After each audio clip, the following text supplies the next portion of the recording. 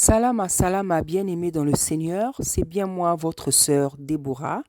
Voilà, je dis un salam à l'Église, au corps du Christ, mais ce message-là est pour Monsieur le Président, Monsieur Nicolas Sarkozy.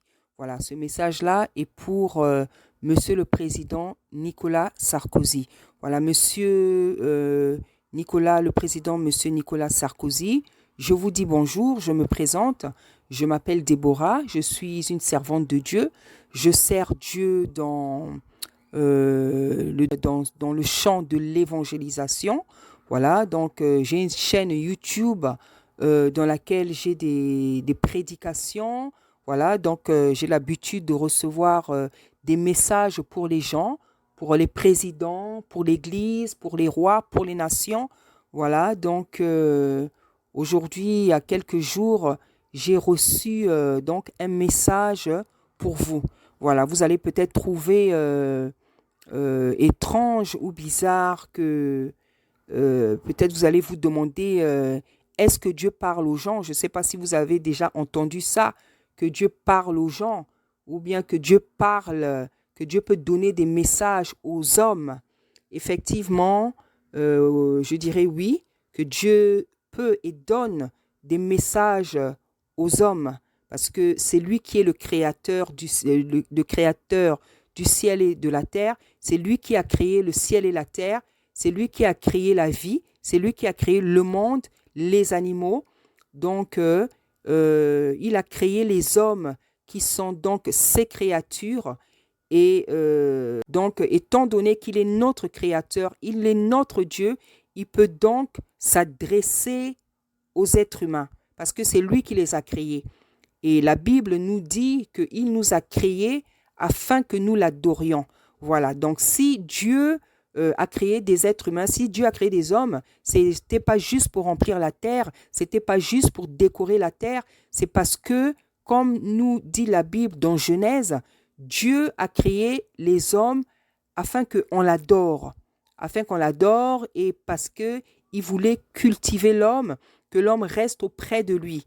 Voilà, donc Dieu a créé l'homme par amour. Dieu a créé l'homme par amour. Et étant donné qu'il a créé l'homme par amour, donc c'est normal qu'il puisse s'adresser aux hommes et qu'il s'adresse à nous. Parce qu'il nous a créés pour différentes raisons. Donc, étant donné que c'est lui qui nous a créés, donc c'est tout à fait normal, c'est logique qu'il nous parle, qu'il puisse nous parler. Voilà. Donc, je ne sais pas si vous êtes chrétien, je ne sais pas si vous croyez en Dieu. Ce qui est sûr, c'est que à partir du moment où Dieu vous adresse un message, Monsieur Sarkozy, c'est que Dieu, il vous aime. Parce que c'est pas à tous les présidents qu'il s'est adressé. C'est pas à tous les présidents qu'il s'est adressé, c'est pas à tous les présidents qu'il s'adresse. Il y a des présidents qui sont morts, je ne sais pas si il s'était adressé à eux, s'il leur avait envoyé un signe ou une invitation de salut. Ce que je comprends, lorsque Dieu donne un message à un homme, c'est parce que Dieu aime cet homme et que Dieu veut sauver cet homme-là. Voilà. Donc si j'ai reçu un message pour vous, je comprends donc que Dieu vous aime et malgré tout ce que Dieu peut avoir à vous reprocher, malgré tout ce que les hommes peuvent avoir à vous reprocher, manifestement, ce Dieu-là, ce Dieu créateur qui a créé le ciel et la terre, qui a créé les hommes, qui a créé les animaux, qui a créé toutes choses sur la terre, vous aime. Voilà. Et je peux vous donner un passage dans la Bible, pour ne pas dire des passages, pour vous démontrer que Dieu s'adresse bien aux hommes et Dieu est capable de s'adresser aux hommes. Donc voilà, Monsieur le Président, je ne sais pas si vous connaissez la Bible, je ne sais même pas si vous êtes chrétien, je ne sais pas si vous avez déjà lu la Bible dans votre vie, je l'ignore, c'est pour ça que je veux me permettre de vous emmener dans un passage biblique. Alors, c'est le livre de Job. Donc, je vous invite à aller dans le chapitre 33 de ce livre-là pour que je puisse vous démontrer que Dieu parle aux hommes. Donc, on est dans le livre de Job, chapitre 33, et on est au verset 4, et voilà ce que nous dit la Bible. La Bible nous dit, Dieu parle cependant tantôt d'une autre, tantôt d'une manière, tantôt d'une autre. Et l'on n'y prend point garde. Il parle par des songes, par des visions nocturnes, quand les hommes sont livrés à un profond sommeil, quand ils sont endormis sur leur couche. Alors il leur donne des avertissements et met le sceau à ses instructions, afin de détourner l'homme du mal et de le préserver de l'orgueil, afin de garantir son âme de la fosse et sa vie des coups du glaive. Par la douleur aussi l'homme est repris sur sa couche, quand une lutte continue vient agiter ses os. Voilà, donc en fait, je peux m'arrêter là. Voilà, donc ce passage, je l'ai pris pour vous démontrer que Dieu peut parler aux hommes, Dieu parle aux hommes. Et dans ce passage-là, on nous dit pourquoi Dieu parle aux hommes. Donc, on nous dit que Dieu parle tantôt d'une manière, tantôt d'une autre, et nous les hommes, on n'y prend point garde. Donc, il peut parler par des songes, par des visions nocturnes, quand les hommes sont livrés à un profond sommeil. Donc, Monsieur le Président, Monsieur Nicolas Sarkozy, je ne veux pas vous apprendre que, voilà, il y a des gens, et je pense que vous le savez, les rêves, ça existe, les songes, ça existe. J'en suis sûre que vous avez déjà rêvé, vous avez déjà fait des songes, des rêves, et même que dans votre entourage, il y a des gens qui ont déjà fait des songes et peut-être même qui ont déjà eu des visions ou bien des songes, des rêves pour vous. Et on nous dit pourquoi Dieu le fait. Donc, on nous dit, alors, il donne des avertissements. Donc, quand Dieu nous donne des songes, des visions, des rêves, c'est pour nous donner des avertissements. On dit qu'il met le sceau à ses instructions afin de détourner l'homme du mal. Donc, Dieu nous parle afin de nous détourner du mal, afin de nous préserver de l'orgueil, afin de garantir nos âmes de la fosse et nos vies, disons nos vies, des coups de glaive. Donc, en fait, je veux tout simplement me permettre de vous dire que Dieu, quand il parle aux hommes, c'est de nous détourner du mal, de nous détourner de l'orgueil, de nous protéger aussi, de nous empêcher de tomber dans différents pièges de la vie. Voilà. Donc ça c'est un passage qui démontre que Dieu parle aux hommes. Voilà. Je vais aussi prendre un autre passage qui démontre que les hommes aussi, Dieu nous donne la permission, Dieu nous donne la possibilité de l'invoquer, de nous adresser à lui, de l'invoquer, de lui poser des questions. Donc, nous allons aller pour ce dans le passage de Jérémie 33. Voilà, nous sommes ici dans le passage de Jérémie 33. Donc, non seulement Dieu s'adresse aux hommes, mais Dieu nous donne aussi la possibilité de l'invoquer, de lui parler, de le questionner, de nous adresser à lui. Et nous allons lire donc le chapitre 33 du livre Jérémie. Voilà, donc nous pouvons directement aller au verset 2. Voilà ce que nous dit la Bible.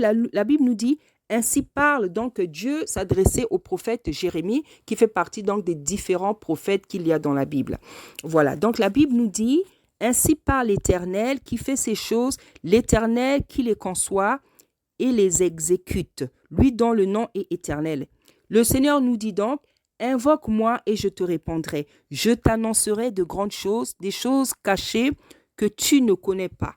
Voilà, donc ici, monsieur le président, on voit que, comme j'ai dit, non seulement Dieu s'adresse aux hommes, mais il nous donne aussi la possibilité de pouvoir l'invoquer en fait, nous adresser à lui, lui poser des questions. Voilà. Donc, c'est pour cette raison que j'ai reçu un message pour vous, Monsieur le Président, comme reçoivent d'autres servantes et d'autres serviteurs des messages pour les nations, pour les rois, pour les présidents, pour un groupe d'hommes, pour une personne, voilà. Donc Dieu, dans la Bible, nous dit qu'il est le même hier, aujourd'hui et éternellement. De la même manière que dans la Bible, Dieu avait parlé à des prophètes, Dieu avait parlé à des gens, Dieu avait donné des songes, des visions et des rêves à certaines personnes. Par exemple, au prophète Daniel qui avait eu un songe, Joseph aussi qui fait partie d'un des enfants du patriarche Jacob. Il avait reçu aussi un, un rêve, un songe. Donc, il y a plein de personnages comme ça dans la Bible, Monsieur le Président, et certainement peut-être que vous le savez, je n'en sais rien, qui ont reçu des messages de la part de Dieu. Et aujourd'hui aussi, il y a des serviteurs, il y a des servantes, même des gens, comment dire, des gens ordinaires, hein, des gens, voilà, qui ne servent peut-être pas Dieu, mais qui reçoivent des messages, qui font des songes, qui font des rêves, qui ont des visions parce que Dieu a envie de leur dire des choses. Donc, ne soyez pas surpris que quelqu'un ait reçu un message pour vous. En plus, je suis servante, comme je vous ai dit, donc en tant que servante, je reçois régulièrement des messages. Donc voilà, dans la semaine qui est passée, j'ai reçu donc un message de la part de Dieu pour vous. Voilà, donc Monsieur le Président, quel est ce message? Le message est que Dieu vous demande de vous repentir. Dieu vous demande de vous repentir. Voilà, je sais que je ne veux pas vous apprendre qu'est-ce que le mot repentir signifie. Voilà, donc Dieu vous demande de vous repentir, mais je veux quand même prendre la peine d'expliquer au sens spirituel ce que signifie ce mot-là.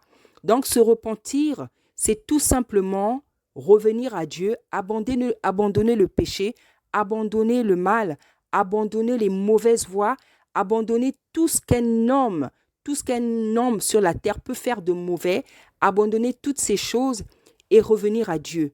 Revenir à lui en lui demandant pardon des péchés qu'on a commis, et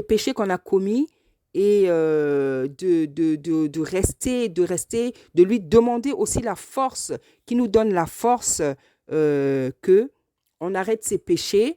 Et c'est aussi passer par des c'est aussi passer par comment je peux dire ça?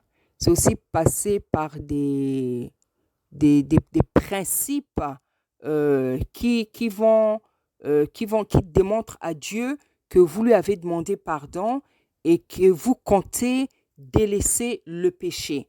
Voilà comment je peux expliquer, donc définir plutôt le mot se repentir au sens spirituel. Voilà. Donc, Dieu, Monsieur le Président Nicolas Sarkozy, Dieu vous demande de vous repentir. Voilà, comme j'ai dit, si Dieu vous demande de vous repentir, c'est parce qu'il vous aime. Lorsque Dieu demande à une personne de se repentir, c'est parce que, premièrement, Dieu aime cette personne, et deuxièmement, parce que Dieu veut pardonner cette personne. Parce que Dieu veut pardonner une personne qu'il aime. Voilà. Donc, si Dieu vous demande de vous repentir, c'est parce qu'il vous aime, il veut vous pardonner. Et lorsque Dieu nous demande de nous repentir, c'est parce qu'on a fait du mal. C'est parce qu'on a commis des péchés. Voilà. Parce que la personne qui n'a pas commis de péché, et cette personne sur la terre n'existe pas, parce que la Bible dit que nous sommes tous des pécheurs, que tous sont corrompus, nous dit-on dans le livre de Romains. Donc sur la terre, il n'y a pas une personne qui existe qui n'a pas commis de péché. Voilà, parce que nous venons tous d'Adam et Ève qui ont péché. Voilà, donc naturellement, nous avons tous la nature adamique. Voilà, donc lorsque Dieu demande à quelqu'un de se repentir, c'est que cette personne a fait du mal. Voilà. Donc, si Dieu vous demande de vous repentir, Monsieur le Président, Monsieur Nicolas Sarkozy, c'est parce que Dieu sait que vous avez fait du mal. Dieu sait que vous avez fait du mal et vous avez fait beaucoup de mal. Vous avez fait beaucoup de mal. Le monde entier connaît certaines choses que vous avez fait, certains mots que vous avez fait. Mais Dieu qui est le créateur du ciel et la terre, lui qui sait tout, lui qui a créé les êtres humains, lui qui a créé les hommes, lui qui sait tout, lui qui connaît la profondeur de notre âme, de notre esprit, lui qui connaît la profondeur de nos pensées, lui qui connaît toutes les voies des hommes. Parce que dans les psaumes, la Bible nous dit que je sais quand tu te lèves, je sais quand tu t'assois, je sais tout. La Bible nous dit encore que même dans, les ténèbres devant lui deviennent lumière, même l'abîme devant lui devient de la lumière. Donc rien n'est caché à l'Éternel des armées. Il connaît vos pensées, il connaît vos actes, il connaît vos goûts, il connaît vos humeurs, il sait quand vous êtes de bonne humeur, il sait quand vous n'êtes pas content, il connaît votre enfance, il connaît des choses que même vos parents ne connaissent pas, des choses qui sont au plus profond de vos cœurs. Vos parents, vos amis, vos frères et sœurs, il connaît des choses que même que ces gens ne savent pas. Même la femme qui vous a mis au monde, il y a des choses qu'elle ne connaît pas sur vous. Mais lui, il sait tout ça. La Bible dit qu'il sonde les cœurs et les reins. Donc, si le monde entier peut connaître des choses, des mauvaises choses que vous avez fait, Monsieur le Président, donc lui, à plus forte raison, lui qui est le créateur du ciel et de la terre, lui qui a créé toute chair, toute créature sur la terre, il vous connaît donc pourquoi donc il vous connaît encore mieux que tout le monde. Ça veut dire que si le monde peut connaître certaines de vos œuvres en bien ou en mal, lui, il le connaît encore mieux et il les connaît toutes. Voilà. Donc ça veut dire que si par exemple le monde sait que vous avez commis du mal, vous avez fait du mal, c'est que lui, il sait exactement quel est le mal que vous avez commis. Quel est le mal que vous avez commis? Et c'est pour ça qu'il veut que vous vous repentiez. Parce que manifestement, même s'il y a des hommes qui veulent votre mort, manifestement Dieu ne veut pas votre mort. Parce que si il vous demande de vous repentir, c'est parce qu'il veut que vous viviez. Et c'est ce que le livre d'Ézéchiel nous dit. Dieu nous dit dans le livre d'Ézéchiel, le Seigneur s'adressant au peuple d'Israël, il dit que je ne veux pas que le méchant meure. Il dit, je ne veux pas que le méchant meure. Je veux que le méchant se repentisse et qu'il vive. Et Dieu continue à dire, maison d'Israël, pourquoi mourriez-vous? Donc le méchant ici définit, parle de la personne qui ne connaît pas Dieu, de la personne qui ne croit pas en Dieu, de la personne qui ne s'occupe pas de la loi de l'Éternel. Voici ici le méchant, qu'est-ce que ça veut dire? Voilà. Donc, Dieu, il nous dit dans ce livre-là, il dit, je ne veux pas que le méchant meure, je veux qu'il se convertisse et qu'il vive. Voilà. Donc, s'il y a des hommes, monsieur le président Nicolas Sarkozy, s'il y a des hommes qui veulent votre mort, sachez que Dieu ne veut pas votre mort, mais Dieu veut que vous vous repentiez et que vous viviez, parce que c'est un Dieu d'amour. Parce que c'est un Dieu d'amour. C'est un Dieu d'amour, c'est un Dieu de miséricorde, c'est un Dieu d'amour avec une miséricorde infinie. Un Dieu qui pardonne les iniquités des hommes jusqu'à la 1000e génération, mais un Dieu qui punit les iniquités des hommes de la 3e jusqu'à la 4e génération. Voilà, donc nous savons que c'est un Dieu d'amour, c'est un Dieu à la miséricorde infinie, c'est un Dieu à la compassion infinie. Et le roi David, dans la Bible, quand il était pourchassé par ses ennemis, quand il traversait la vallée de l'ombre de la mort, il a dit à l'Éternel dans l'un de ses psaumes, il a dit, je préfère tomber dans les mains de l'Éternel, car ses compassions sont infinies. Hein? Et il a dit que plutôt que de tomber dans les mains des hommes, il a dit, je préfère tomber dans les mains de l'Éternel, car ses compassions sont infinies. Voilà, donc, comme je le dis, s'il y a des hommes qui veulent votre mort, monsieur le président, monsieur Nicolas Sarkozy, Dieu manifestement ne le veut pas. C'est pour ça qu'il vous invite à la repentance, parce que Dieu connaît tout le mal que vous avez fait sur la terre. Voilà, que vous avez fait, et il estime que ce mal que vous avez fait euh, a besoin qu'une repentance se fasse de votre part. Voilà, parce que Dieu ne veut pas tuer. Parce que Dieu, il y a des hommes que Dieu tue. Il y a des hommes que Dieu tue. Voilà. Et vous, manifestement, Dieu ne veut pas vous tuer. Et il sait pourquoi, lui-même il sait pourquoi. C'est pour ça, alors, il vous demande de vous repentir, donc de lui demander pardon par rapport à toutes les mauvaises choses que vous avez faites dans la vie, vous avez fait en tant qu'homme élevé en dignité. Donc même avant d'être président, en étant ministre de l'Intérieur, je crois que vous l'avez été. Donc, d'une manière générale, lui demander pardon pour tout le mal que vous avez fait sur la terre. Parce que lorsque effectivement on vient à Dieu, lorsqu'on se repent, lorsqu'on repart vers lui, on doit demander effectivement pardon pour tous les péchés qu'on a commis dans notre jeunesse jusqu'à l'âge qu'on a aujourd'hui, même dans l'enfance même. Voilà. Donc, voilà, Monsieur le Président, qu'est-ce ce que je pouvais vous dire. Et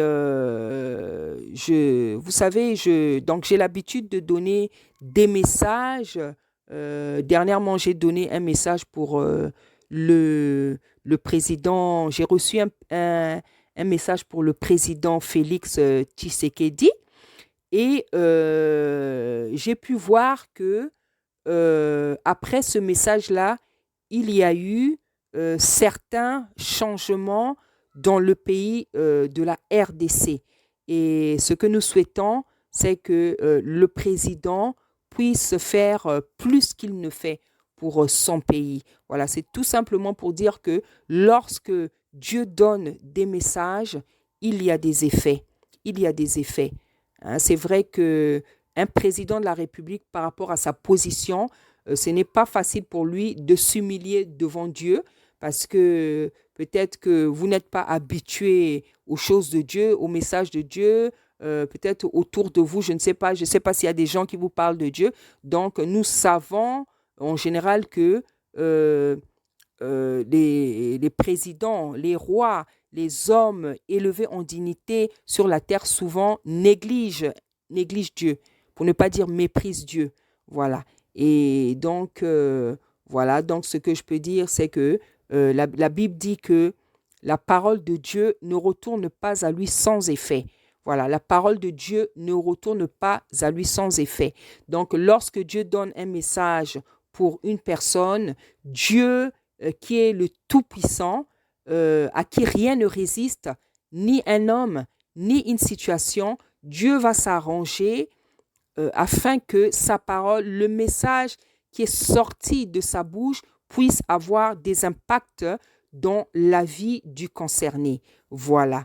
Donc, Monsieur le Président, vous-même, vous savez ce que vous avez fait. Vous-même, vous savez ce que vous avez fait. Et je ne suis pas une politicienne. Je ne suis pas une personne qui fait de la politique. Je suis juste une servante de Dieu je pourrais dire, est cultivée, qui suit donc les événements qui constituent ce monde-là, qui suit les informations. Donc, je vous connais pas personnellement, je vous connais par rapport à ce que, en vous regardant sur les médias aux informations, lorsque vous étiez aussi président de la République. Donc, j'ai vu un peu quelles ont été vos œuvres. Donc, je peux dire, je vous connais de manière publique, quoi. De manière publique. Et là, c'est pas un jugement que je viens faire, mais je sais que dans plusieurs dossiers, j'ai vu comment vous avez géré plusieurs dossiers. Par exemple, je veux prendre les dossiers de l'Afrique, ou même ce que vous avez pu dire sur l'Afrique, ce n'est pas toujours des bonnes choses. Voilà, donc c'est pour comment dire, je dirais pas seulement c'est pour ça, mais ça c'est juste des exemples pour, pour lesquels Dieu vous, comment dire, Dieu vous veut vous amener à la repentance. Voilà, parce que Moi, comme je vous dis, je ne fais pas de politique, je suis juste une personne cultivée qui suit les actualités et je sais que vous avez des choses qu'on peut vous reprocher dans le dossier de Kadhafi. Dans le dossier de Kadhafi, je n'ai pas envie de citer toutes les choses ici qu'on peut vous reprocher. Je pense qu'on peut vous reprocher beaucoup de choses dans le dossier de Kadhafi.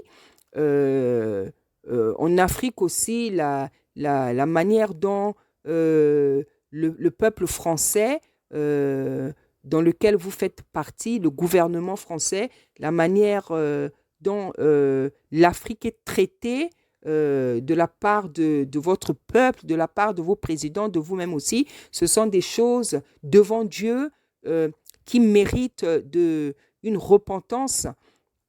Et donc, je n'avais pas bien suivi ce discours, je n'avais pas suivi entièrement le discours que vous avez fait en parlant de l'Afrique, mais je sais qu'il y a un discours que vous avez fait sur l'Afrique en disant que l'Afrique n'est pas dans l'histoire. Voilà, donc il y a beaucoup de choses comme ça qu'on peut vous reprocher.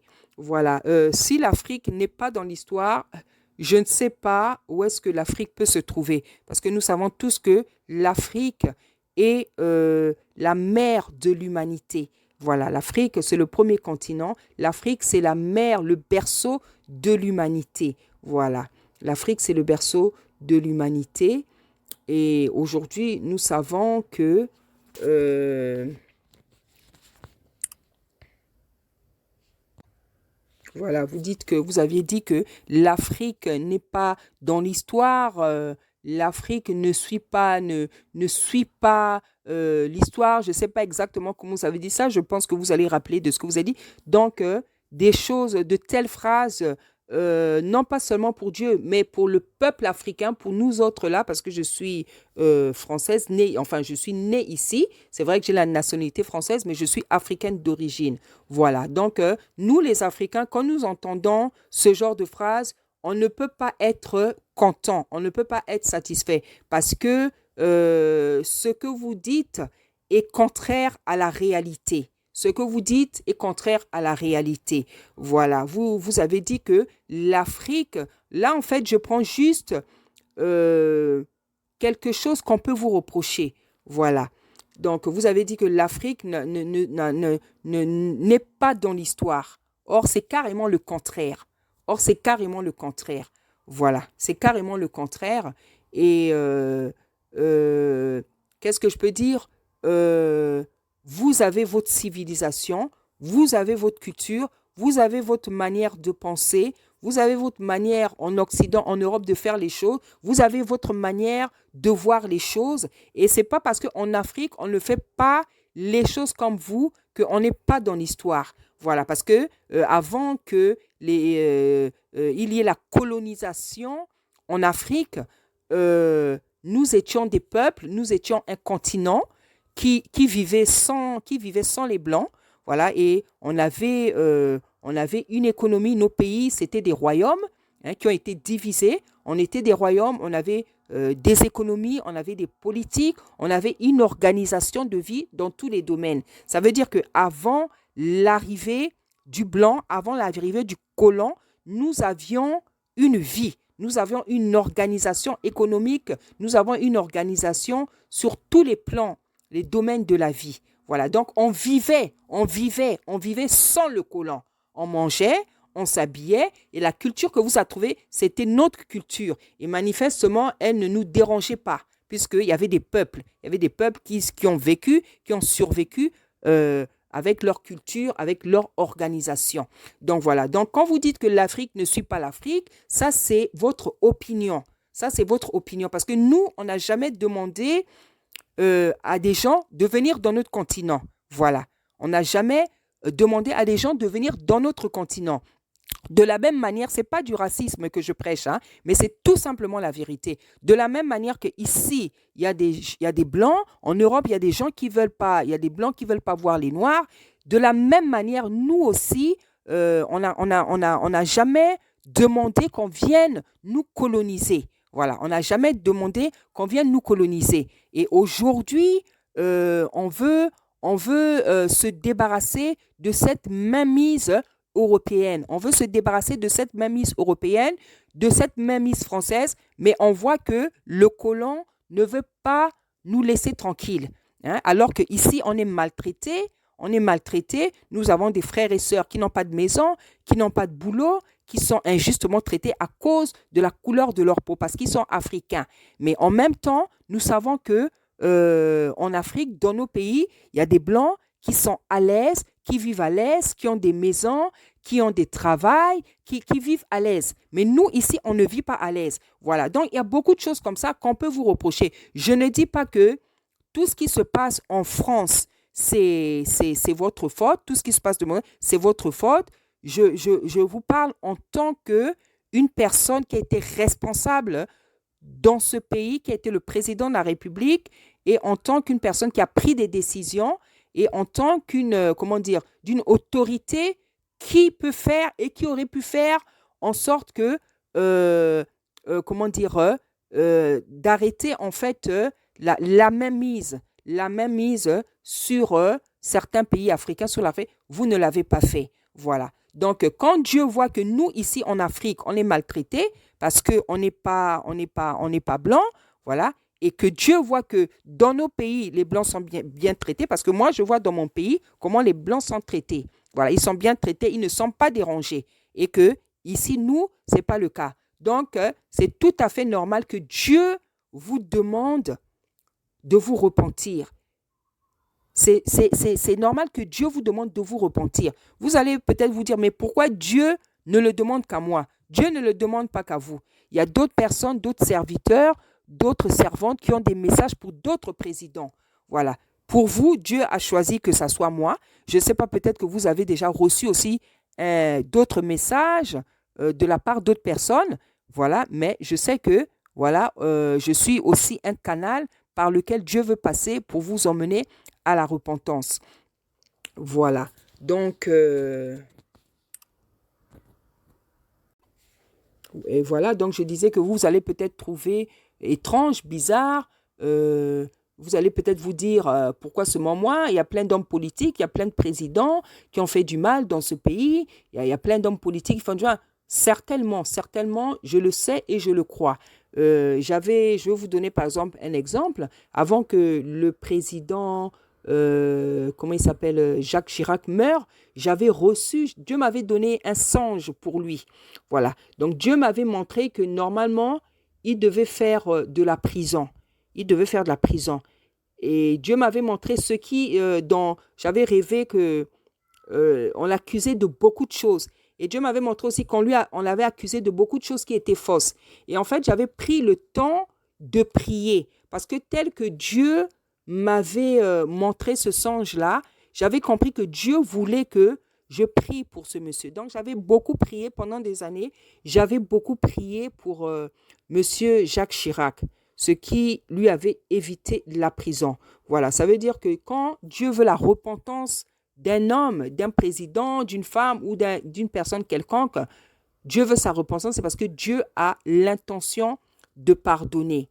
Voilà, Dieu a l'intention de pardonner. Et monsieur Jacques Chirac, donc j'avais vraiment pris le temps de prier pour lui, hein, parce que le rêve que j'avais fait, c'était lequel? On était dans une salle comme ça, comme dans un tribunal ou dans une assemblée, et je voyais toute personne lui jeter des œufs.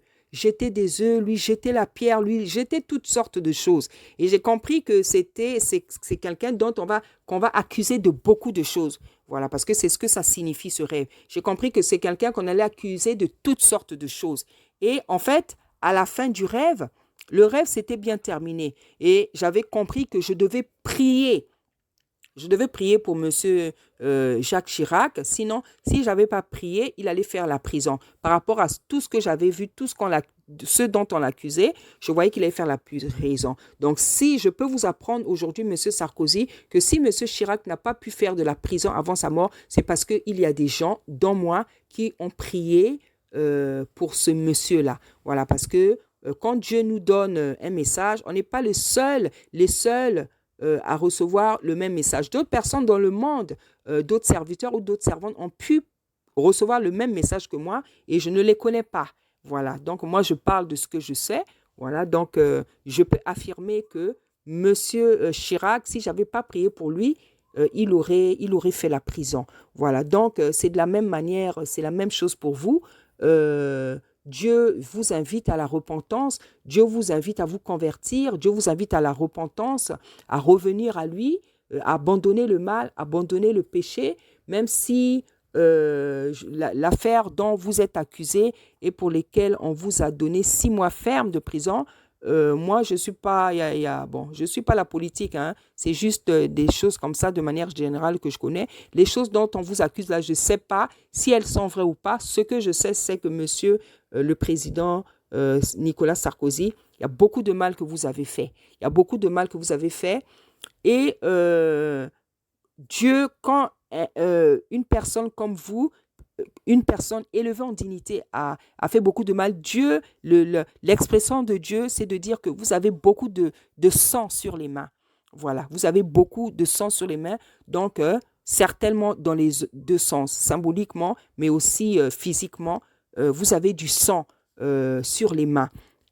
Et quand vous savez que lorsque Dieu dit que quand quelqu'un a du sang sur les mains, ça veut dire qu'il a commis des meurtres.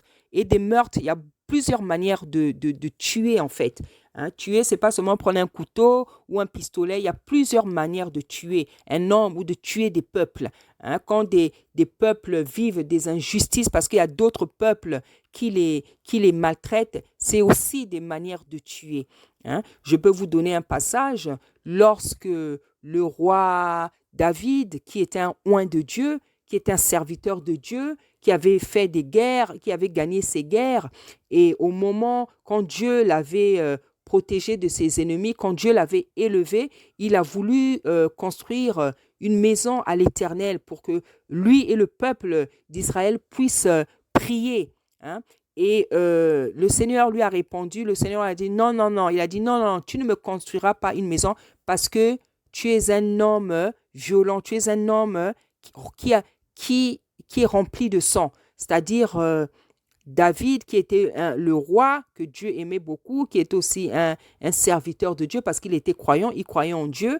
Donc, malgré que Dieu était avec lui, c'est vrai, Dieu était avec lui, c'est Dieu qui le protégeait. Pendant qu'il a fait la guerre, il a fait tuer plusieurs hommes puisqu'il était roi. Donc, il avait une armée. Mais il a aussi commis un péché grave en tuant un de ses gardes-corps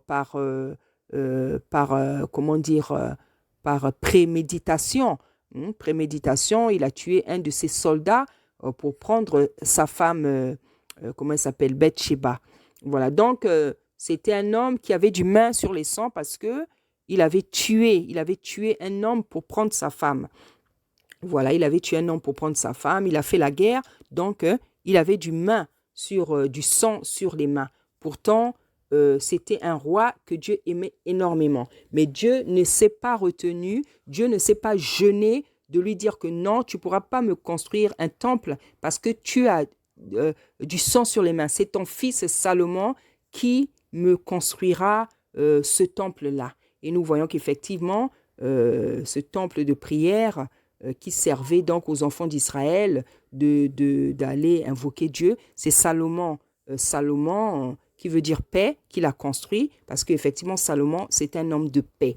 Voilà, c'est tout simplement pour dire que quand quelqu'un a du sang sur les mains, donc une personne qui a qui a versé du sang de différentes manières, Dieu n'est pas content de lui. Voilà, Dieu n'est pas content de lui, ça demande une repentance. Voilà, ça demande une repentance. Voilà, si Dieu vous le demande, c'est que Dieu vous aime, je le répète. Dieu vous aime. Parce que la Bible nous dit, Dieu avait dit à Moïse, il a dit, je fais grâce à qui je veux et je fais miséricorde à qui je veux. Donc il y a des présidents à qui Dieu n'a pas demandé de se repentir. Des présidents qui ont vécu, qui ont fait la guerre, qui ont été méchants, qui sont partis comme ça, qui sont morts sans être recueillis par Dieu. Et voilà. Et il y a des gens sur la terre dont Dieu se soucie, que Dieu aime, que Dieu veut sauver, que Dieu ne veut pas voir en enfer. Voilà. Donc, manifestement, c'est votre cas. Et c'est ce que Dieu dit là, dans la Bible. Il dit, je fais grâce à qui je veux et je fais miséricorde à qui je veux. Donc, manifestement, Dieu vous fait grâce, Dieu vous fait miséricorde. Dieu veut que vous vous repentiez afin que vous n'alliez pas en enfer. Parce que c'est ce qu'il m'a dit. Voyez, c'est ça le message en fait. Le Seigneur m'a dit que si vous ne vous repentissez pas, vous allez aller en enfer. L'enfer est une réalité, le paradis est une réalité. Après notre mort, il y a une vie qui continue. Voilà. Celui qui fait le bien, celui qui connaît Dieu, celui qui se convertit, celui qui croit en Dieu, va au paradis. Et celui qui méprise Dieu, qui ne croit pas en Dieu, après sa mort, il va en enfer. Voilà. L'enfer est une réalité, le paradis est une réalité. Et je peux vous donner d'autres versets, des chapitres, des versets qui parlent du paradis et de l'enfer. Donc voilà le message que j'ai reçu pour vous, monsieur le président, monsieur Nicolas Sarkozy. Le message que j'ai reçu pour vous, c'est celui-là. Dieu m'a dit que si vous ne vous repentez pas, vous allez aller en enfer. Donc là où vous êtes, monsieur le président, je ne sais pas si vous êtes chrétien, je ne sais pas si vous croyez en Dieu, ça je n'en sais rien, je ne sais pas, mais moi, je viens vous donner le message que j'ai reçu de la part de Dieu. Et Dieu m'a dit que si vous ne vous repentez pas, vous allez aller en enfer. Et sachez-le bien que, monsieur le président, l'enfer est réel. L'enfer existe et le paradis aussi existe. Voilà donc le message que j'ai reçu pour vous de la part de Dieu. J'espère que vous allez prendre en considération ce message-là, que vous n'allez pas le mépriser parce que Dieu ne ment pas. Ce n'est pas le premier message que je reçois pour des gens. Ce n'est pas le premier message que je reçois pour les présidents. Ce n'est pas la première chose que Dieu me dit. En général, quand Dieu me dit quelque chose, ça arrive. Les témoins sont vivants. Des choses que j'ai dit à des gens qui sont arrivées, en bien ou en mal. Voilà. Donc, j'espère que vous n'allez pas négliger ce message. Je ne sais pas, comme j'ai dit, je ne sais pas si vous êtes chrétien, si vous croyez en Dieu, si vous allez prier dans une église. Tout ça, je ne sais pas. Tout ça, je ne sais pas. Mais avec toute humilité, monsieur le président, si vous voulez savoir comment vous y prendre, si vous voulez savoir comment vous y prendre, comment demander pardon à Dieu, comment prier, comment revenir à Dieu, moi, en tout cas, je suis à votre disposition, monsieur le président, avec toute humilité. Voilà, je suis à votre disposition. Voilà, parce que je ne sais pas si vous êtes chrétien, je ne sais pas si vous croyez en Dieu, je ne sais pas si vous allez à l'église. Voilà, au cas où vous ne pratiqueriez pas la foi chrétienne, en tout cas, moi qui ai reçu ce message-là, je me tiens à votre disposition pour vous montrer les voies de l'Éternel, pour vous montrer comment vous pouvez revenir à Dieu, pour vous montrer comment vous pouvez demander pardon à Dieu, pour vous aider dans un retour vers l'Éternel, et une marche avec l'Éternel. Voilà, je me tiens donc à votre disposition. Donc, je ne sais pas comment je peux faire, si je peux laisser mon numéro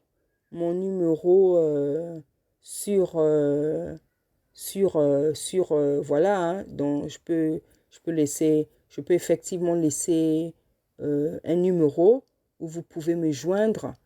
Je sais que c'est pas vous qui allez peut-être me joindre, peut-être que vous allez envoyer une personne qui travaille à votre service. Donc, je vous le dis, monsieur le président Nicolas Sarkozy, si vous avez besoin d'aide pour, commencer une relation avec Dieu, en tout cas, je me tiens à votre disposition. Vraiment, que le Dieu Tout-Puissant vous bénisse, que le Dieu Tout-Puissant vous donne la force de revenir à lui, que le Dieu Tout-Puissant vous soutienne dans l'épreuve que vous traversez, que le Dieu Tout-Puissant soit à vos côtés. Il vous donne la force de faire toutes choses et de supporter cette épreuve, ces instants que vous allez passer. Parce que je pense que j'ai entendu que on vous a donné 6 mois fermes et que vraiment, si ça doit se faire, que le Dieu Tout-Puissant vous soutienne. Voilà, donc je vous dis, Monsieur le Président, je me tiens vraiment à votre disposition. Et si vraiment ces 6 mois de prison ferme seront effectués, je serai même prête à venir vous visiter là où vous vous trouvez. Je ne sais pas dans quel pénitencier. Voilà, je serai prête à me déplacer pour venir vous exhorter. Voilà, et vous démontrer et vous faire sentir, vous faire connaître et vous faire sentir l'amour de Dieu à votre égard. Voilà, donc, Monsieur le Président, voilà mes coordonnées et je me tiens donc à votre disposition. Voilà, que Dieu vous bénisse. Merci. Au revoir.